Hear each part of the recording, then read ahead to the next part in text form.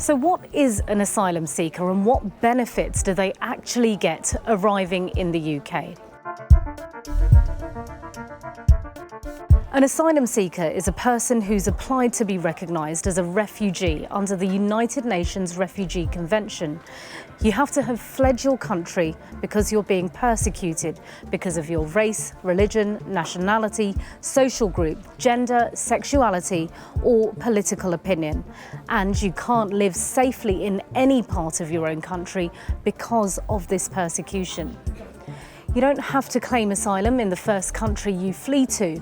Being granted asylum means being granted protection by a new country and becoming a refugee.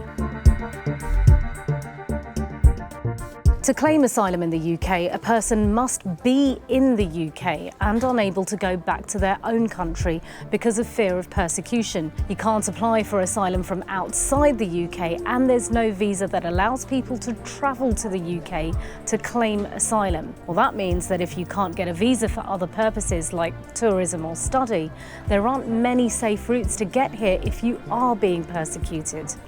There are a few other options, resettlement programs and ad hoc humanitarian routes, but these are usually very specific for families of refugees or for recognised refugees already in camps.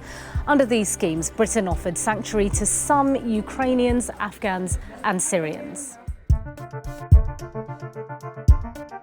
While you're waiting for a decision on your asylum claim, you can ask for somewhere to live, but you can't choose where to live.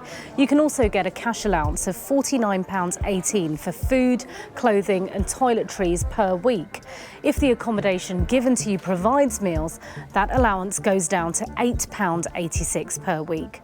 A British citizen who's over 21 and on the national minimum wage would take home roughly £458 a week.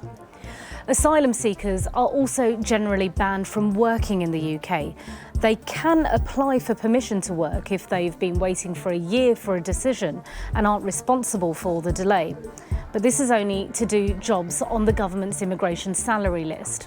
They end up in these appalling hotels. They're dispersed all around the country into areas where there is already serious poverty and deprivation, and they're in limbo for years. And the ones I work with say, look, we just want to contribute to this society. According to the Migration Observatory, the cost of operating the UK's asylum system reached around £4 billion in the financial year of 2022-23.